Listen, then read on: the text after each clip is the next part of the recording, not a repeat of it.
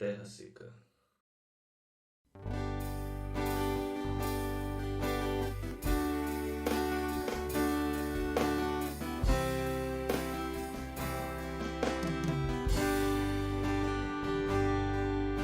Senhor, minha oração se tornou sequidão, se tornou um deserto.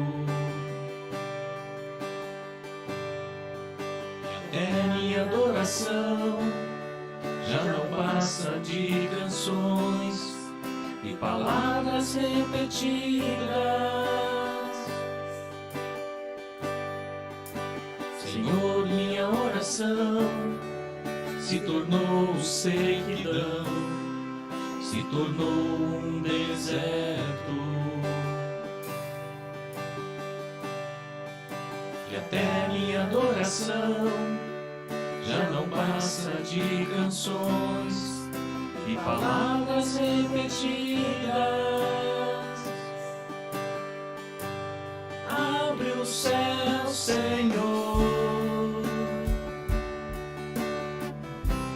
deixa a chuva descer. A terra seca está aqui, a terra seca sou eu. A terra seca está aqui, a terra seca sou eu. Deixa a água descer, deixa a chuva molhar, encharcar essa terra seca. Deixa a água descer, deixa a chuva molhar, encharcar essa terra seca.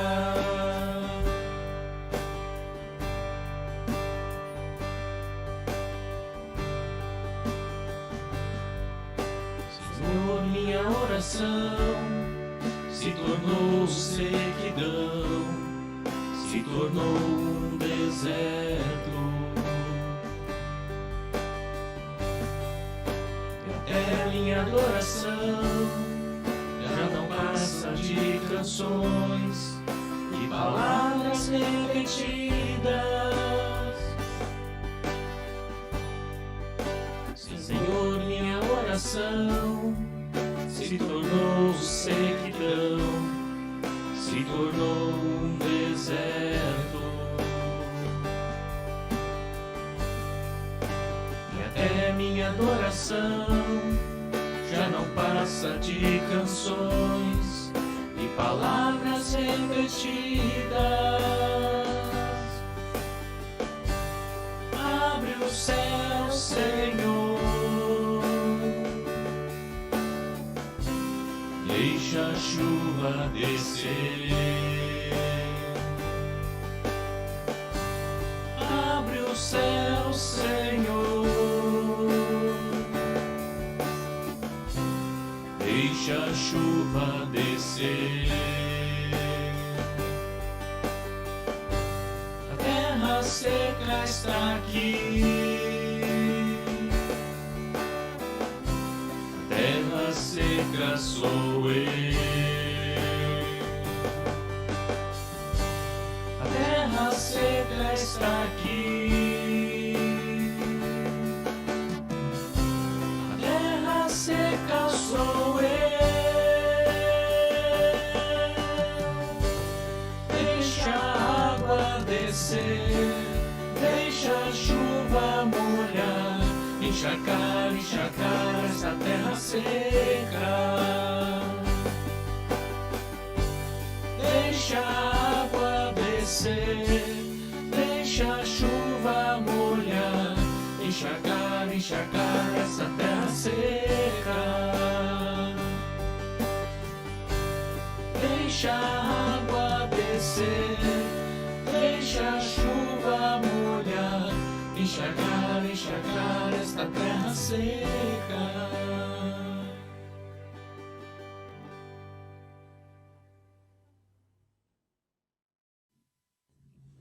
Jesus em tua presença.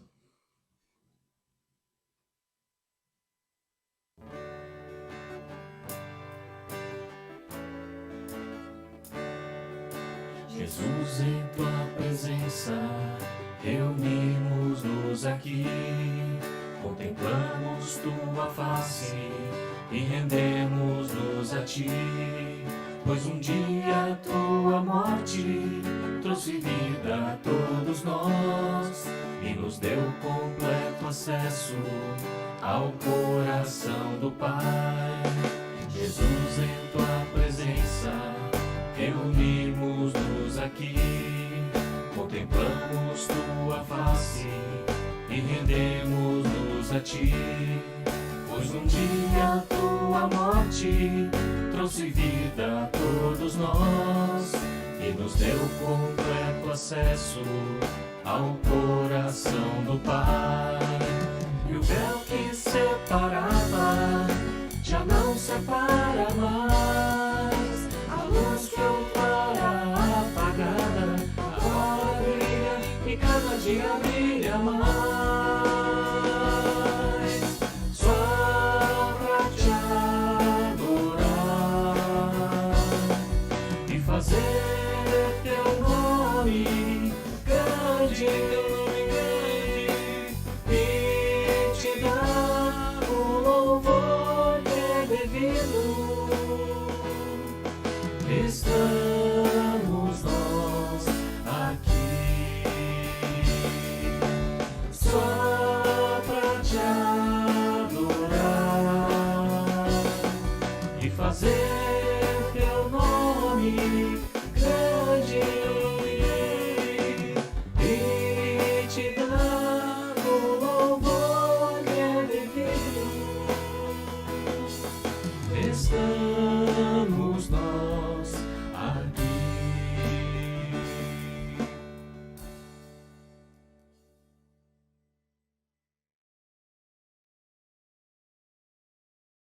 Minha alma agradece ao Senhor.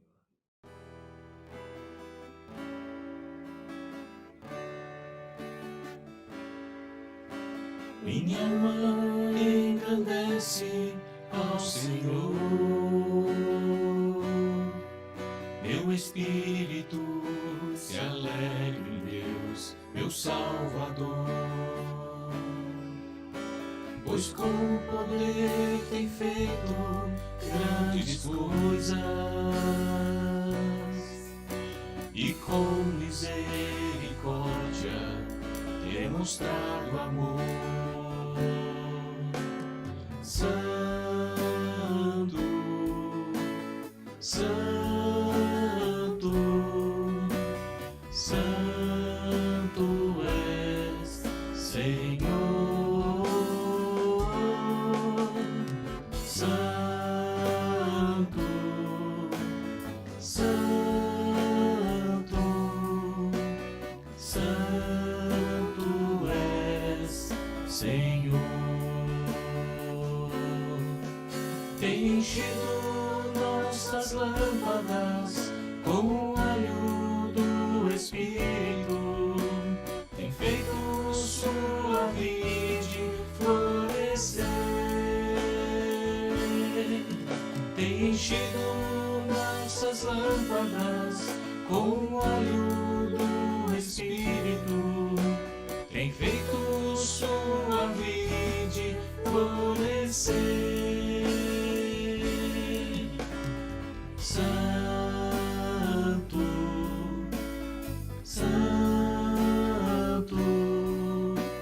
Santo és, Senhor. Santo, Santo, Santo és, Senhor. Santo és, Senhor. Santo és, Senhor.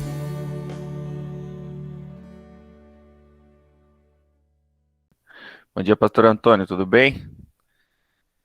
Tem que desmontar seu microfone aí. Esse é o pastor Antônio, missionário Antônio César. Hoje ele vai trazer a palavra para nós. Tem alguma consideração inicial para fazer?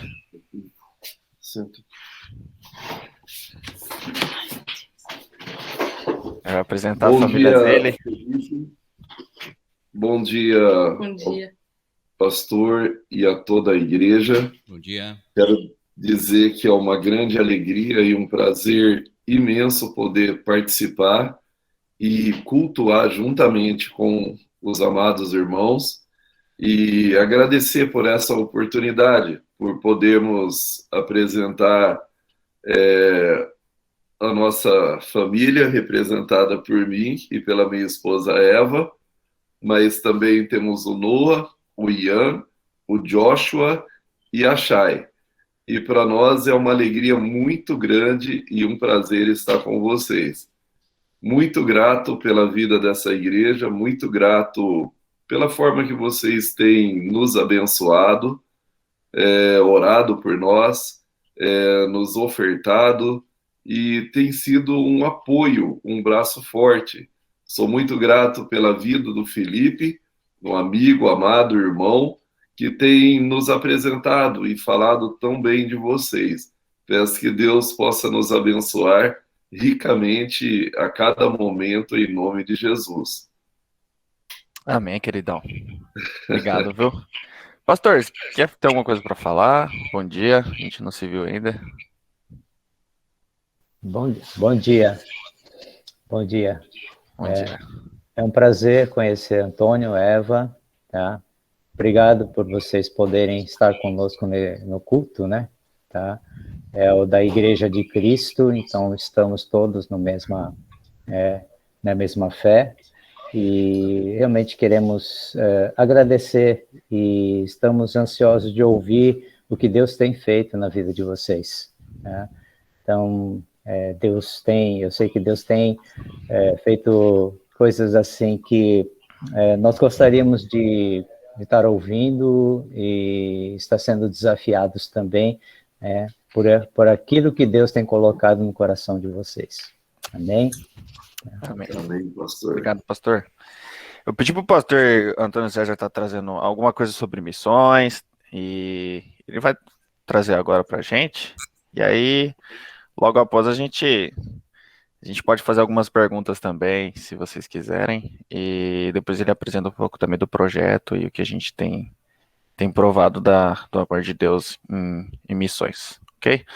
Pastor Antônio César, fica à vontade, tá? A casa é sua. Deus abençoe. Obrigado. Tem que desmontar seu microfone, tá?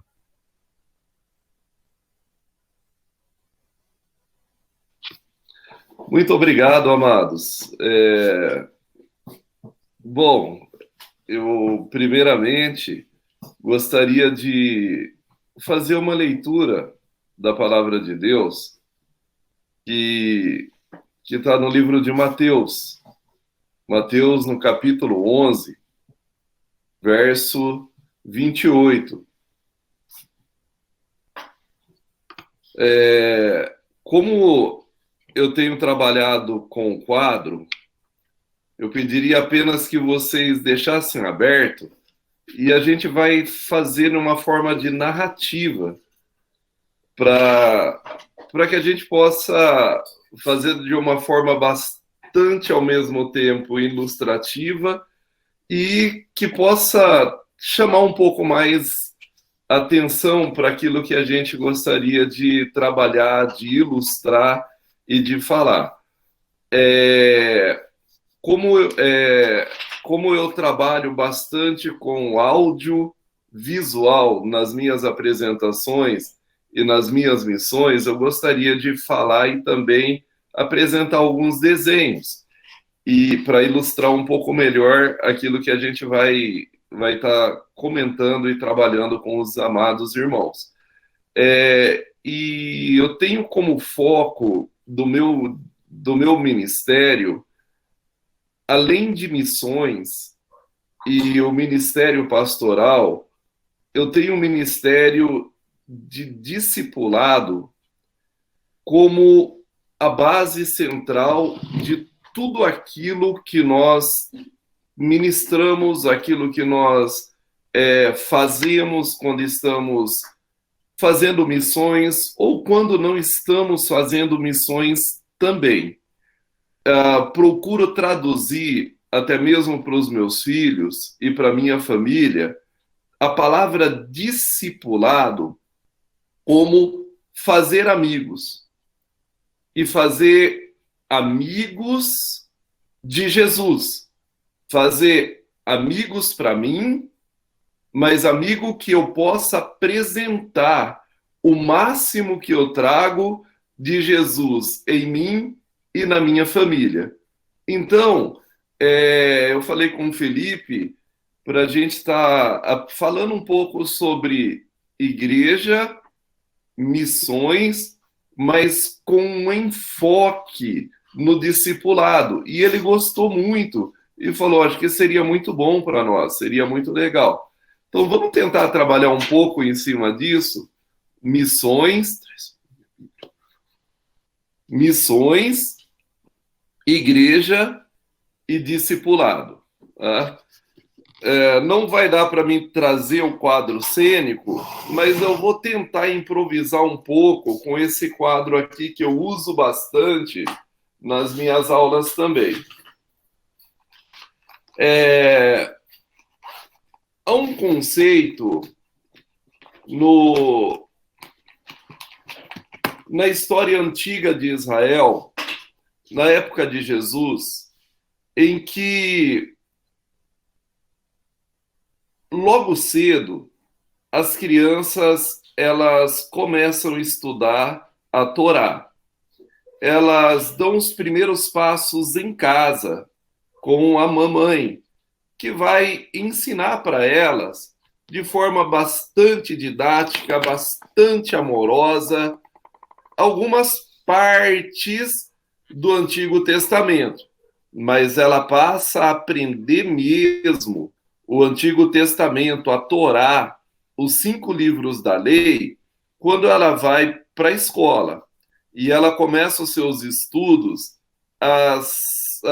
aos 6 anos de idade.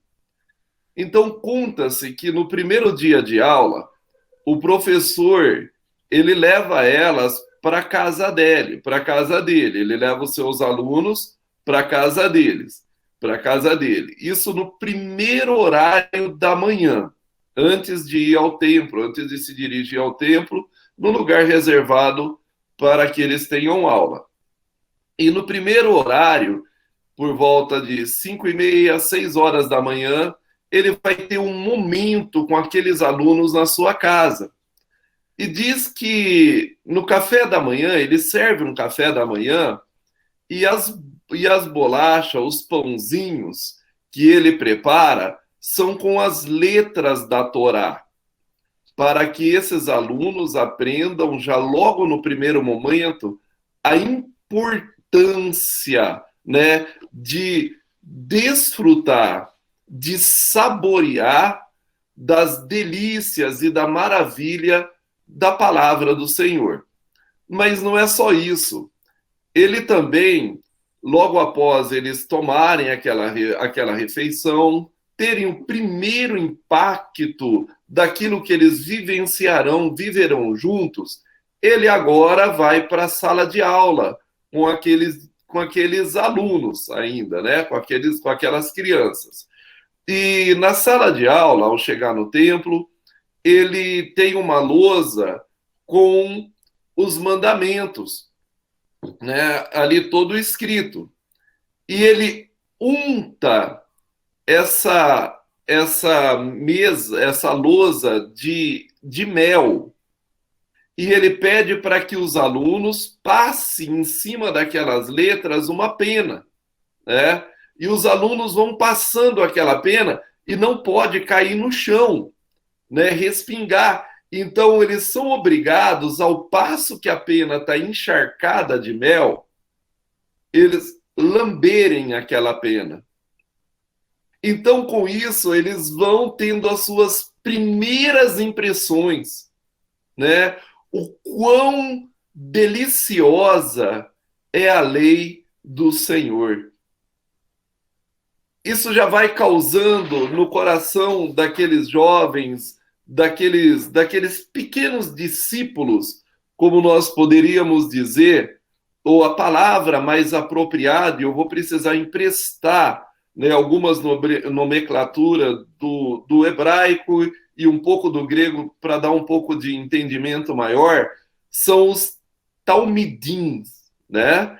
Talmidim, no plural, significa discípulos, e talmide, discípulo, né? Esses talmidins, eles agora vão passar dos 6 anos de idade até os seus 10 anos de idade, aprendendo a lei, aprendendo a Torá. E aos 10 anos de idade, eles já precisam ter decorado os 5 livros da lei. E neste momento, eles passam por uma sabatina.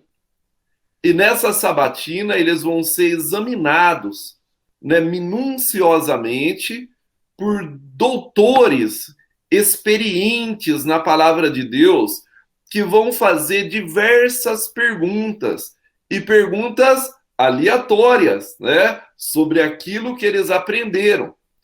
Então, eles não estão sabendo exatamente qual livro, qual versículo, qual verso da palavra.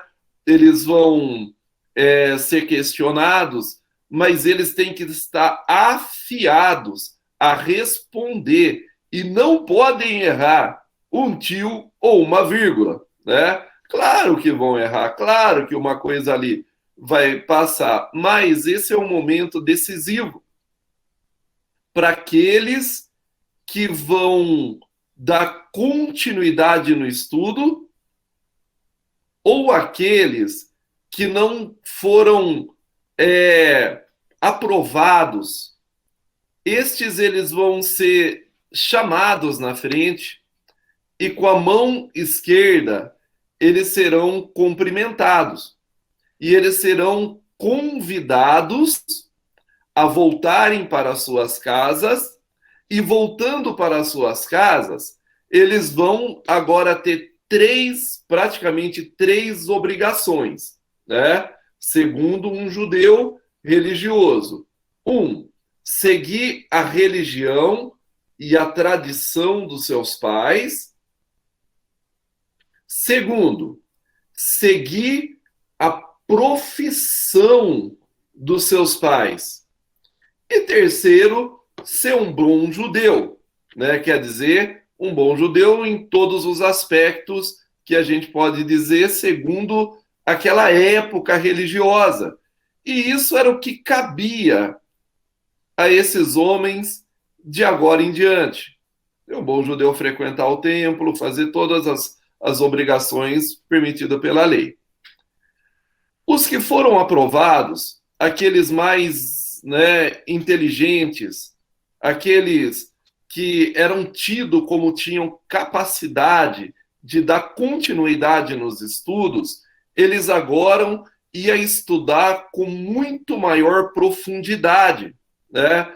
Tudo com relação à lei de Israel, e a parte mais importante, a maior preciosidade da nação, que era como colocar na sociedade judaica, na vida pública, como trazer, né, para a prática a lei de Moisés.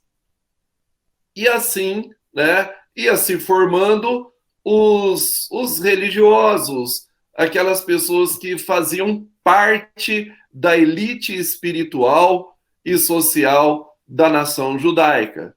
Esses homens, a partir do momento que eles já estavam formados e eles já eram reconhecidos como discípulos, e como discípulos que realmente haviam aprendido do seu mestre, que poderiam agora dar continuidade em tudo aquilo que ele aprendeu, né? Porque todo estudo de todos aqueles mestres tinha uma finalidade, que era perpetuar o ensino e também o nome do seu mestre. Eles tinham como obrigação ou como finalidade. Então, eles agora iam abrir a sua própria escola de Talmides, de Talmidim. Então, a gente analisando por esse lado, nós percebemos, né, que já era um costume arraigado na cultura hebraica, que já perpetuava de geração em geração. A sociedade religiosa também ela era mantida e consistia em discípulos que faziam discípulos. Quando nós imaginamos os judeus religiosos da época de Jesus, eram mestres e discípulos. E discípulos que estavam ali dando a sua vida, se esforçando ao máximo, seguindo o seu mestre, era um princípio, para onde quer que este mestre fosse. E era importante, havia um ditado que a poeira da sandália do mestre viesse cobri-los, né? Para que nada daquilo que fosse ensinado pudesse ser desperdiçado. Quer dizer, a pequena fagulha do ensino do mestre seria importante para algum momento ou alguma etapa da vida daqueles jovens. Pois bem, vivemos em uma sociedade, né, bastante diferente hoje. Nós estamos falando de Ocidente, né? Nós estamos falando do Oriente, vivemos no Ocidente, costumes e práticas, né, disciplina de vida totalmente diferente, se é que temos uma disciplina de vida, né, uma sociedade tradicional, né, e como toda sociedade tradicional, o ensino é a base daquela sociedade, e esse ensino não começa na escola, ele é passado normalmente de geração a geração. Os discípulos, eles já começam a sua primeira aula já tendo total afinidade com aquilo que eles vão aprender. Pois bem, nós estamos falando também do Oriente Antigo, há 2000 anos atrás, um pouco mais, né, para um Ocidente moderno, em que até mesmo as palavras que nós usamos hoje, né, no meio religioso são palavras de cunho religiosa, sim, mas estrangeira, que não tem um significado tão claro e uma aplicabilidade, uma importância tão grande, vai se perdendo a importância dentro de todas as outras necessidades que temos hoje na vida cristã, né, de uma sociedade moderna, né, uma sociedade ocidental, né, daí a gente pode já ir trabalhando tantos outros aspectos que a mudança, né, de gerações, de épocas e tudo vem trazendo para nós. Mas o fato é que quando falamos hoje em discipulado, se trata de uma palavra restrita ao âmbito privado da nossa religião e que para nós mesmos, muitas vezes, não tem essa importância tão grande quando nós comparamos com uma época que não podia se entender escola, porque também estamos aí naquela época em que o helenismo grego já avançava ao mundo inteiro, né? Então, não podíamos entender escola e não podíamos entender religião fora da palavra talmidim, talmid, discipulado. E é aqui que eu queria trabalhar um pouco com vocês, falar um pouquinho sobre isso. Gostaria de pedir, por favor, que se tiver alguma pergunta ou algum acréscimo, que os amados irmãos pudessem ficar à vontade, né? Mateus, capítulo 11,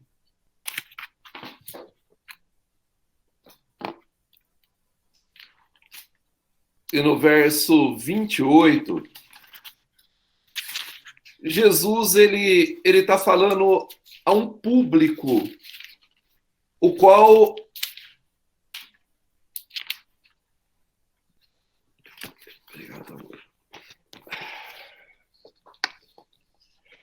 ele já era acostumado a se comunicar. E ele usa exatamente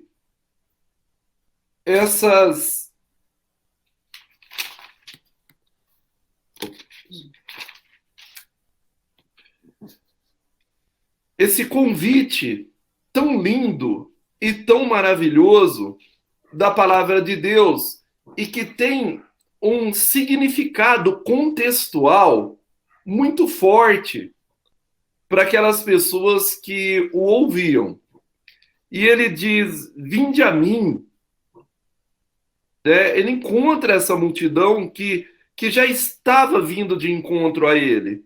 Vinde a mim, todos vós que estáis cansados e sobrecarregados, e eu vos darei descanso. Ou, em outra tradução, eu vos aliviarei. Tomai sobre vós o meu jugo e aprendei de mim, pois eu sou manso e humilde de coração, e encontrareis descanso para as vossas almas. Porque o meu jugo é suave e o meu fardo é leve.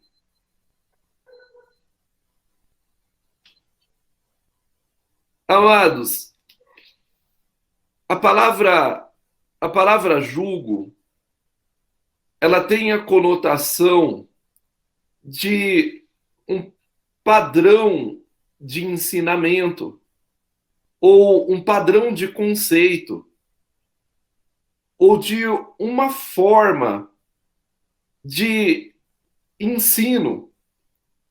E Jesus, ele estava dizendo praticamente para os seus discípulos: venham aprender de mim. Eu também tenho um ensino. Eu também tenho um conceito. Eu tenho uma interpretação daquilo que vocês também podem e gostariam de aprender. Venham a mim. Eu também tenho um padrão de conceito. Ele falava aqui, obviamente, da Torá.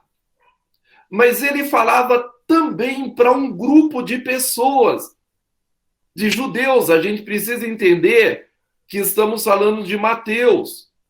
E Mateus, ele, ao mesmo tempo que ele lança os seus ensinos para fora da cercania de Israel, das linhas do território judaico, mas ele centraliza bastante, né, na cultura e nos costumes judaicos, bem diferente de todos os outros evangelistas.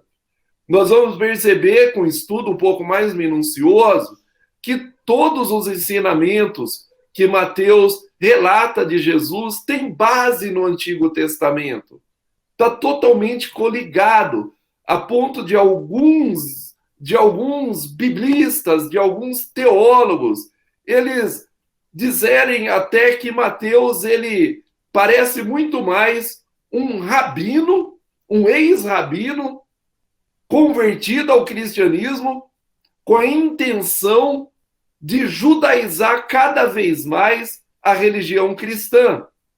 Enquanto, em contrapartida, existem outros que o acusam, né, lendo o seu livro, de ser um gentil que falava para judeu. Mas o fato é que até esse presente momento, Jesus estava bastante centrado às ovelhas perdidas de Israel. E quem a gente poderia considerar aqui neste momento como essas ovelhas perdidas de Israel? Como esse grupo para o qual Jesus dirigia essa mensagem tão consoladora e ao mesmo tempo desafiadora. Uma mensagem de inclusão. Enquanto os rabinos da escola judaica antiga, eles tinham uma seleção minuciosa, criteriosa, para selecionar aqueles que ele gostaria que fizesse parte da sua sala, que fizesse parte do seu grupo de discípulos, que a sociedade judaica pudesse vê-los subindo e descendo juntos. Essa classe tão intelectual, tão elitizada, de pessoas, né, cuja aparência expressava a futura liderança religiosa de Israel. Aqui Jesus ele fala para um grupo totalmente diferente. E o critério de Jesus partia de 2 pontos: inclusão sem condição. Qual o grupo que vem em nossa mente? Para quem Jesus estava se dirigindo?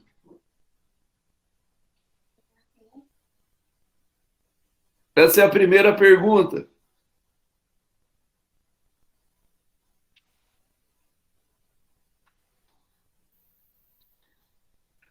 Para quem será? Qual era o público para o qual Jesus dirigia essa mensagem? Vinde a mim, todos vós, que estáis cansados do quê? Para clarear um pouco. Sobrecarregados do quê? O que será que trazia tanto peso para este povo? No nosso conceito.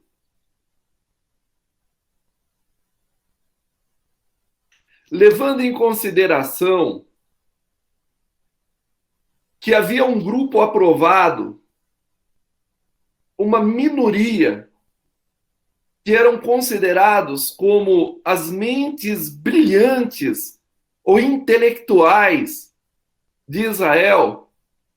Então, um grande outro grupo de judeus era o grupo dos reprovados, daqueles que não passaram no crivo, que era o nome dado para essa fatídica reunião para um, né, e gloriosa para outros. Então havia um grupo que não tinha uma outra opção a não ser seguir a profissão dos seus pais. Ser um bom judeu, frequentar o templo e seguir a lei de Moisés. Então parece que dentro de toda a nação havia os excluídos. Aqueles que sonharam, talvez, um dia fazer parte dessa classe religiosa, que era um objetivo em comum de todas as famílias.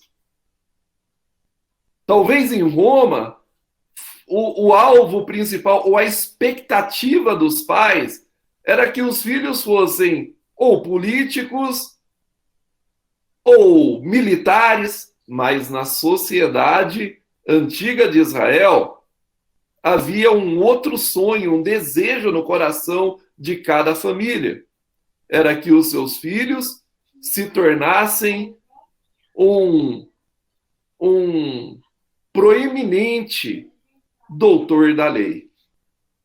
Nada disso aconteceu para muitos daqueles jovens, para muitas daquelas crianças que logo cedo tiveram uma base religiosa, uma base de conhecimento, mas precisavam voltar para a sua vida cotidiana. Amados, nós estamos falando em um tema bastante pertinente para a igreja, para a vida pessoal de cada cristão no âmbito individual, mas também no coletivo de toda a igreja e da missão de Cristo Jesus, que não poderíamos dizer senão produzir filhos, produzir outros cristãos segundo o modelo de Cristo.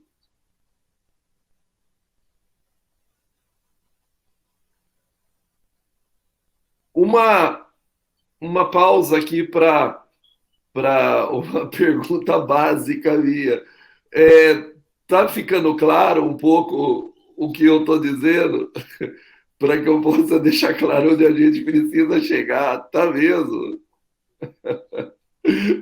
O Felipe está acostumado comigo, ele está na minha classe, então eu sempre pergunto para os alunos, porque às vezes eu disparo e não percebo. Então, vocês estão, tá claro, eu perdi alguma coisa, eu esqueci, não está dando para entender, ou tá. Posso prosseguir aqui? Tá ótimo, então, né? Ótimo. Então, o propósito era uma continuidade. A palavra discípulo, né? Eu sou casado com uma austríaca de língua alemã e tive que aprender o alemão também. E aprendi um pouco, talvez não perfeitamente, mas era uma palavra muito, muito conhecida, pelo menos no meio religioso da sociedade alemã. Em especial devido a um livro muito famoso, escrito por um teólogo famosíssimo da Segunda Guerra Mundial, Dietrich Bonhoeffer. E ele escreve o livro Discipulado, que é o Nachfolger. Nachfolger, que a tradução para nós exata seria seguimento, que quer dizer discipulado. Então, a gente trata de uma palavra totalmente estrangeira. Por isso, às vezes, nós temos dificuldade de entender como discipular. Essa é uma pergunta que muitos me fazem. Como discipular? Como fazer discípulos? O que é discipulado? Se nós não temos, muitas vezes, a facilidade de lidar com palavras que não fazem parte do nosso cotidiano, mas que têm um valor fundamental para a nossa missão de ser cristãos. Trazendo a palavra para o alemão, ela já nos dá um significado um pouco mais claro, que seria segmento. Um segmento. Algo que exprime o conceito de continuidade. Continuidade de quê? Continuidade da missão e do trabalho, não meu e não nosso. Nós não podemos nos esquecer que estamos fazendo discípulos de Jesus, para que possamos dar continuidade na obra de Jesus, segundo um modelo, ele mesmo. Da mesma forma que ele fez discípulos. Mateus, ele consegue trabalhar um pouco melhor esse conceito do que os outros evangelistas. Lendo no livro de Marcos e Mateus, nós temos o entendimento que os discípulos eram aquelas pessoas que andavam com Cristo. Então estava muito restrito aos 12 discípulos de Jesus, que aprenderam com Jesus, que foram modelados por Jesus, que seguiam Jesus para onde quer que ele fosse, que viram o que Jesus fez, que presenciaram todas as suas obras e sinais, que ouviram os seus ensinos, que o conheceram pessoalmente, que os seus olhos viram e as suas mãos tocaram a palavra da vida. Eles, então, mais ou menos nos livros dos evangelhos sinóticos, nós vamos ter aquele conceito de discípulo, mas por volta de 50 anos mais tarde, o mundo já havia mudado. A igreja cristã judaica, agora ela já era, na sua grande maioria, a igreja cristã gentílica. A religião judaica cristã, ela sofreu uma mudança muito grande. E agora se restringia ao pequeno grupo. E o grupo muito maior era o grupo de gentios. O mundo havia mudado completamente. Houve a guerra dos judeus, né? Havia já passado aquele fervor da igreja primitiva.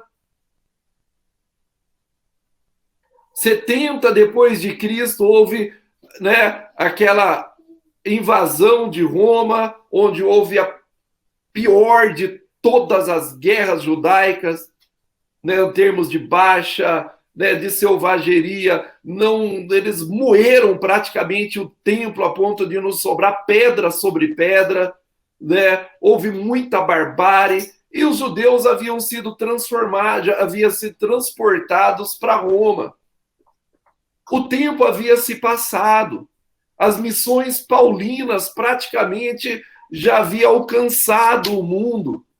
Paulo já havia sido martirizado, assim como vários outros discípulos. E agora estava Mateus pastoreando uma igreja no interior da Síria, em um canto, em algum lugar, nas partes mais periféricas da Síria, em um gueto judaico. Uma igreja que havia atraído cristãos gentílicos também, mas que sofria, segundo historiadores, que sofria daquele problema que muitas igrejas sofrem nos nossos dias. Eles estavam à procura de uma identidade para resolver essa questão de um grupo judaico que tendia mais para a lei como a solução para aquele tempo e para aquela época que eles estavam vivendo, época de instabilidade, de adaptação, né? O mundo estava tenso e a igreja, né, ela reflete o mundo de alguma forma, as pessoas vivendo uma tensão muito grande, dadas as grandes mudanças, as incertezas, tudo que estava acontecendo ao redor. O farisaísmo judaico, né, estava cada vez mais feroz e mais perseguidor quanto à igreja cristã. E ali havia um pastor que precisava dar uma resposta para um mundo que não tinha resposta para o seu momento, para a tensão na qual eles estavam vivendo. E Mateus se encontrava exatamente neste lugar, neste momento e neste período. A igreja praticamente se dividia para aqueles que tendenciavam a buscar uma base na tradição religiosa dos judeus, mesmo que eles estavam a anos de distância, né, de Jerusalém, ou geograficamente também, bem distante de tudo aquilo, eles ainda preservavam a sua cultura. Estava ali nas origens, na tradição. Mas havia um outro grupo que não participou dessa tradição, mas que também havia ouvido falar de Jesus e se achegaram à igreja, e um grupo que já não tinha mais essa importância tão grande nas tradições judaicas, na disciplina, e em tantas outras coisas. Já era um grupo dos entusiastas, assim a gente poderia descrever, que estavam mais interessados em uma revelação. Mas, amados, Mateus, ele era um pastor.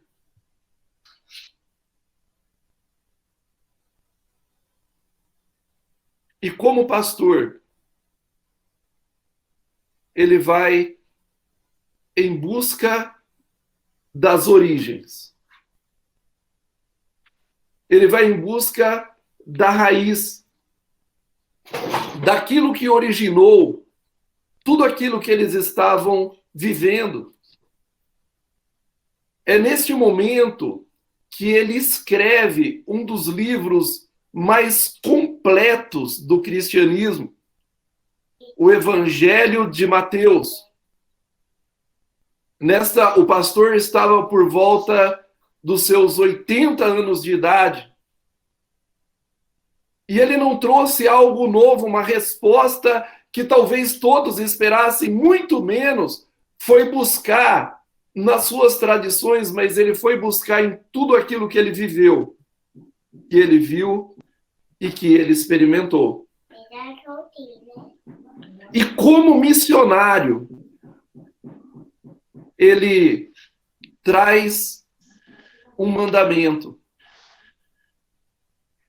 Se como pastor, ele foca o seu ministério em discipular pessoas da mesma forma que ele foi discipulado, de ensinar as pessoas tudo aquilo que ele aprendeu, que foi o que ele viu e viveu com Cristo Jesus, como missionário, ele diz: precisamos dar uma continuidade.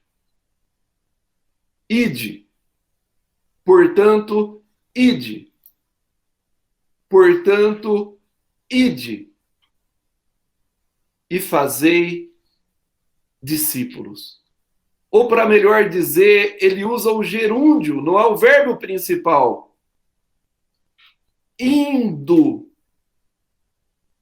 Fazendo discípulos em todas as nações. Meus amados, eu acho que o tempo se estende um pouco e eu queria apenas concluir com uma palavra. A missão da igreja, ela tem como objetivo fundamental fazer discípulos segundo Cristo Jesus. O fundamento da igreja é fazer discípulo como? Batizando e ensinando-os a guardar toda a verdade que foi ensinada por Cristo Jesus. Eu não sei se eu consegui alcançar o objetivo, mas eu definiria o meu ministério segundo essa base. Passar aquilo que aprendi da forma minuciosa e cuidadosa para aqueles que estão comigo e ensiná-los e desafiá-los a passar para outros. Até que a última pessoa da nossa geração possa conhecer a Cristo. Amá-lo, se relacioná-lo e passar para outros se puder. Amém, queridos? O tempo não permite que a gente se adiante um pouco mais. Eu acho que eu já gastei e usei bastante o tempo de vocês. E até me empolguei demais no estudo. Top, queridão. Obrigado pela mensagem. Acho que a mensagem foi muito, muito clara. Vocês têm algo para dizer? Como que a gente pode seguir? Tem alguma pergunta? Algumas perguntas, né? Quero agradecer ao pastor Antônio. Sim, tem perguntas, mas assim, eu queria, pastor, convidá-lo mais uma vez no mês de outubro, tá? Já fazendo uma agenda, tá? Talvez a pergunta fique naquilo que a nossa igreja também tem buscado, justamente essa questão de fazer discípulos, que é a nossa missão clara. Então, o pastor falou que ensina os seus filhos a fazerem amigos, e esses amigos, né, fazendo amigos, apresentar o mais aquilo que se conhece de Jesus Cristo. Tá? Então, nós, sim, outra coisa que o pastor falou é sobre a questão de igreja, né? Assim, discipulado não é privatizado, não é uma coisa privatizada de uma instituição, de uma igreja. Uma pergunta que eu faria é como se faz isso numa comunidade? Numa comunidade cristã, pastor? Na igreja? Ou em qual sentido? Desculpa. Eu acho que o pastor travou a conexão dele de novo. Ele já tinha caído uma vez. Vamos ver se ele consegue voltar com a conexão. Mas eu acredito que sim, pastor. Eu acredito que ele tinha comentado numa comunidade cristã. Numa comunidade cristã. Uhum. Pois bem, pastor, desculpa.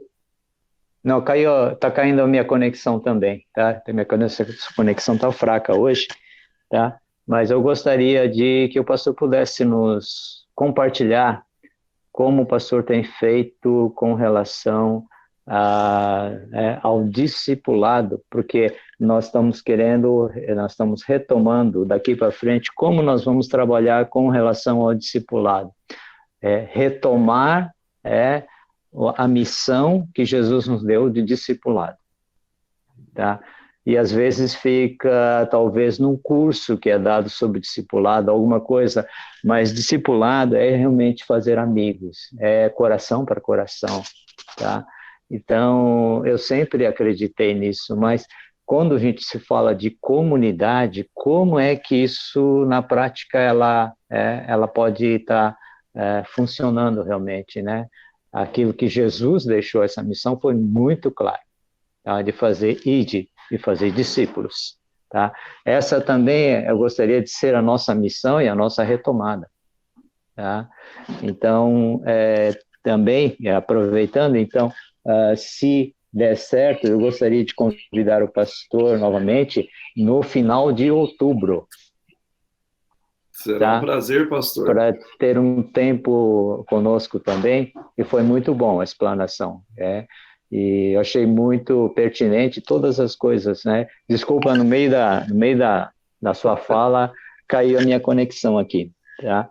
Então, já aproveitando, eu gostaria também, nós estamos estudando uma vida com propósito nos grupos pequenos, grupos de comunhão, e também, por quê? Porque queremos estar, um dos propósitos desse nossos grupos pequenos é o discipulado, tá? E logo em janeiro, tá? Nós queremos então dar continuidade e nós queremos estudar um livro chamado Igreja Simples, retomando o caminho do discipulado, tá? É justamente esse livro. Então eu gostaria que a igreja, não vamos fazer isso de cima para baixo, como a liderança estivesse fazendo, mas queríamos a participação da igreja nesse processo, tá? Então, por isso, eu gostaria de que nós temos um livro, tá? Esse livro tem realmente desafiado e tem mostrado as coisas erradas que talvez nós temos feito como igreja, né? E por isso nós queremos fazer isso juntos com a igreja. E tem um livro, eu gostaria de saber, né, aqueles que têm, eu gostaria que vocês lessem, na verdade, né? Mas eu gostaria de deixar também essa proposta e nós podemos comprar esses livros, tá? Mas primeiro gostaríamos de saber se você gostaria de ler e gostaria de ser desafiado através desse livro também, tá? Então, vocês poderiam passar no e-mail camp mesmo, tá? Assim, se vocês têm interesse, e nós vamos adquirir esses livros aqui, tá? Alguns já têm lido esse livro e para alguns tem sido um desafio muito grande, tá? De mostrar as coisas erradas que nós temos feito, as coisas que nessa caminhada até aqui nós temos que realmente retomar o caminho do discipulado, tá? Então o pastor, ele colocou muito bem, tá? Essa importância, né, do id e fazer discípulos, tá? Então, deixo essa gratidão ao pastor, tá? Muito obrigado, pastor, tá? Muito E obrigado. essa desculpa, seus filhos chamam, Essa eu não é estou Shai. Shai, tá? Eu vi que os filhos são Noah, Joshua, Ian E Shai. Shai. Pronto, Shai. agora já está anotado aqui. Ok, obrigado, pastor. Felipe, volto com você. Obrigado, Sensei. Não sei. Muito obrigado, pastor. Obrigado. Não sei se o pastor queria comentar só, é que o pessoal ficou bem curioso, né, como foi o projeto do Paraguai, mas foi uma bênção o projeto. Não sei se o pastor, em poucas palavras, gostaria de falar um pouco sobre o projeto, só para um resumo mesmo de como foi lá. E viu, Sensei, eu estava conversando com o pessoal antes de entrar na reunião. Não sei se a gente faria da mesma forma que a gente faz todos os domingos, as orações, mas para aproveitar assim o missionário, a gente comentar um pouco sobre isso, né? E se as pessoas também tiver algumas perguntas, sei que já é 11 horas, né? Mas se a gente puder escutar um pouco de como foi lá no Projeto Paraguai, acho que em poucas palavras, e depois a gente vê se a gente tem algumas orações, e aí a gente pode encerrar também. Ou se alguém tiver perguntas para o pastor, aí a gente faz desse modelo. Mas, pastor, se eu pudesse falar um pouquinho sobre como foi lá no Paraguai, os discípulos, né, que foi conseguido alcançar lá no Paraguai também, só para o pessoal ficar por dentro, que eu já não falei especificamente do projeto para deixar quem foi falar, né? Então, se puder compartilhar um pouco de como foi. Amados, deixa eu tentar então, assim, só passar uma forma bastante objetiva, né? Tentar sintetizar um pouquinho. A viagem do Paraguai, para mim, foi surpreendente, maravilhosa e e um crescimento, um ensinamento muito grande daquilo que a gente tem aprendido e daquilo que a gente tem ensinado também. E eu focaria num ponto central dessa viagem, que foi no primeiro dia não havia iniciado ainda o projeto formalmente dizendo, mas o projeto é uma continuidade de tudo que vivemos, né? Já eu costumo dizer para o pessoal que assim que Deus nos chama, a parte mais importante da missão começa ali. Depois de tudo isso vai ser agora o desenvolvimento da missão. E estar na missão, ela é um reflexo de tudo aquilo que temos vivido, de tudo aquilo que temos investido, de tudo aquilo que temos semeado, é o que vamos fazer lá, é o que vamos colher lá. Não podemos esperar para o momento que estivermos lá para nos tornarmos super crentes, comunicadores, amigos, amáveis e tudo mais, né? Então, eu passei uma noite de frio como nunca passei na minha vida. Eu não estava preparado para aquele frio, um frio seco e congelante. E eu não durmo com frio, de forma alguma. E disse no outro dia para o pessoal, olha, hoje é livre, né? A gente ainda está tudo cansado e tal. Eu preciso comprar, seja um moletom, seja uma blusa e uma calça, alguma coisa para dormir, porque eu não vou aguentar mais uma noite dessa, né? Depois a gente adoece e vamos comprar alguma coisa. E a gente foi para o centro à procura de um moletom, um pijama, alguma coisa assim. E nas lojas por onde passamos, as pessoas nos atenderam com um grau de frieza parece maior do que a noite que passou. Eles deram zero atenção e apresentavam coisas muito caras, fora da nossa possibilidade. Eu falei, não, aqui não. Né? E sugeriram para a gente uma lojinha.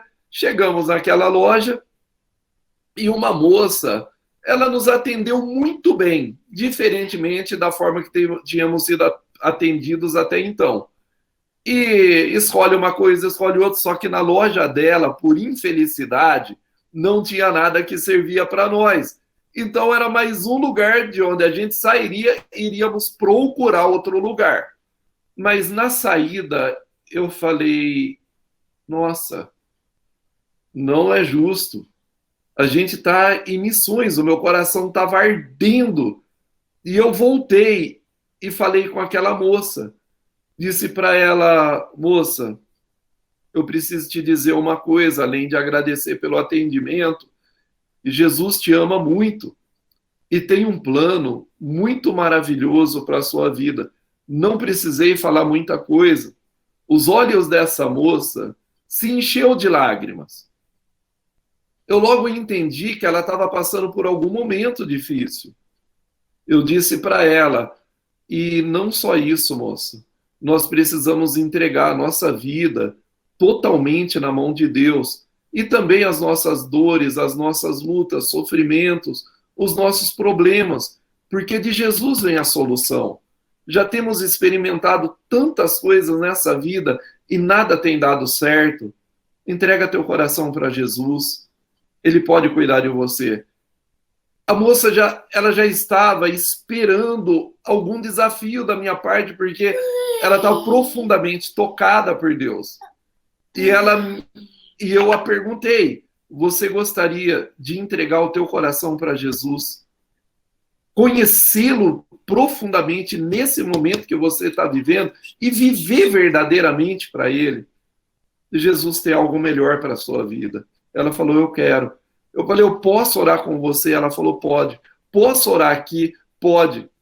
Foi a primeira alma que ganhamos. Essa moça, eu convidei para que ela viesse na base à noite, que a gente queria conversar um pouco melhor com ela, conhecer. Ela veio. Mas ela veio também no outro dia, no almoço, ela veio no outro dia, no final do trabalho, e ela esteve conosco todos os dias da missão.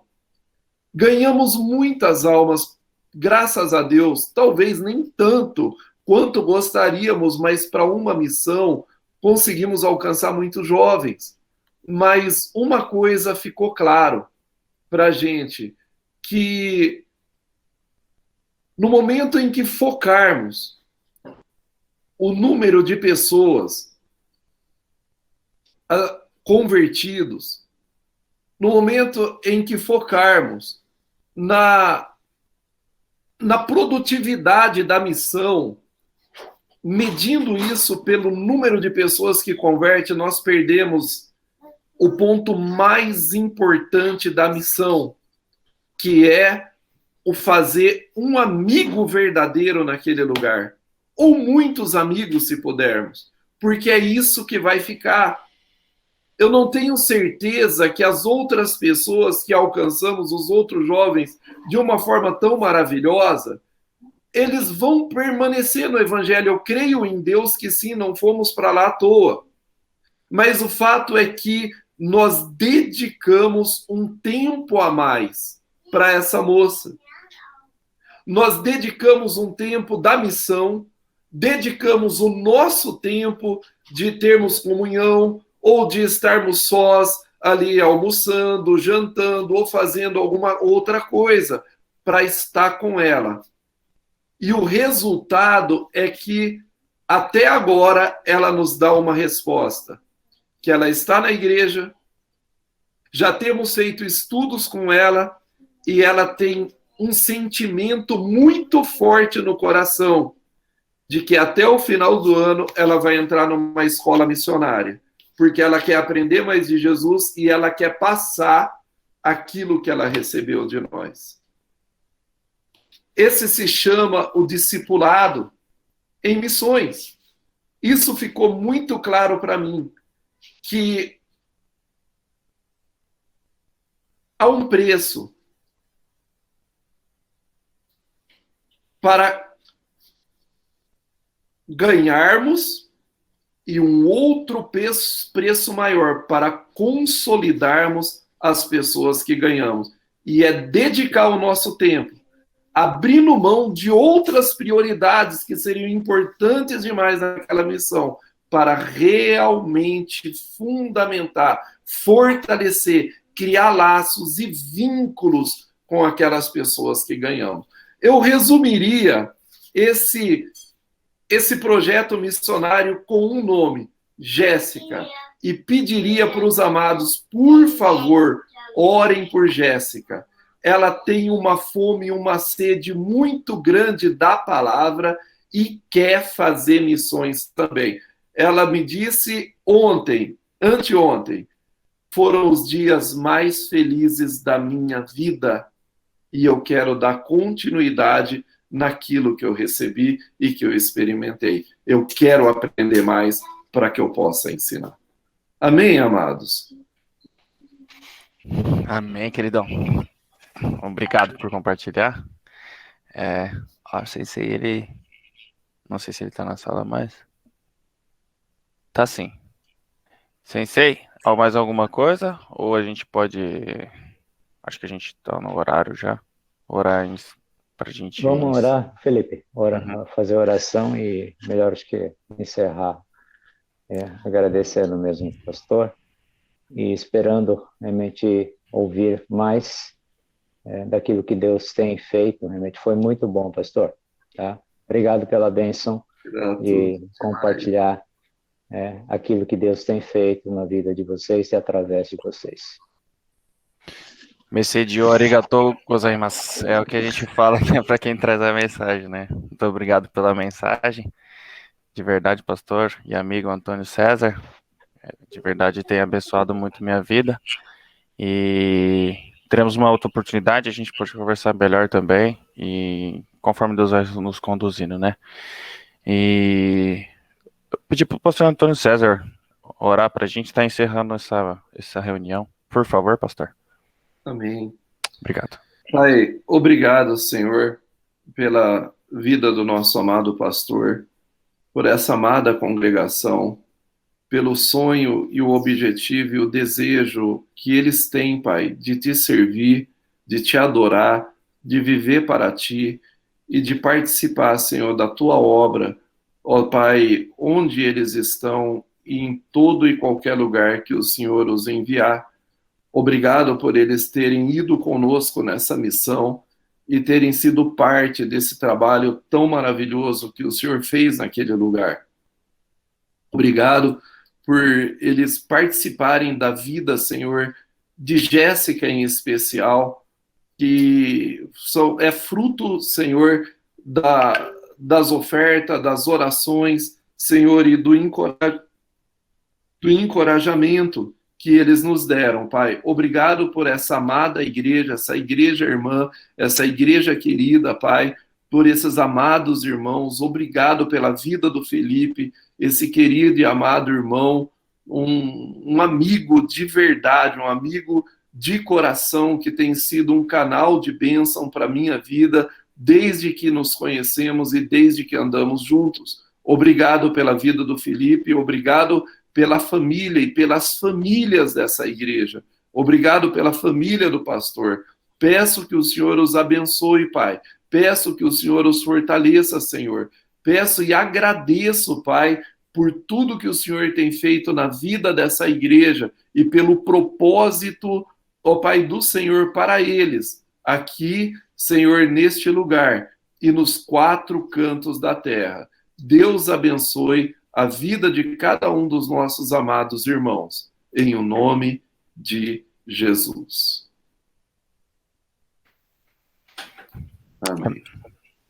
Amém. Amém. Pastor Antônio, muito obrigado. Obrigado, Felipe. Obrigado, pastor. Obrigado, irmãos. As portas estão abertas e Pastor Antônio, se vocês quiserem, depois posso estar passando o contato dele. Quem quiser conversar mais um pouco com ele, conhecer um pouco mais da família também, os cursos que ele ministra. E aí a gente pode estar ficando mais perto aí. Ok? Então é isso, né? Deus abençoe a vida de todos. Ótima semana e até a próxima. Tchau. Deus abençoe a todos, uma boa semana. Deus abençoe. Tchau, tchau. Deus abençoe.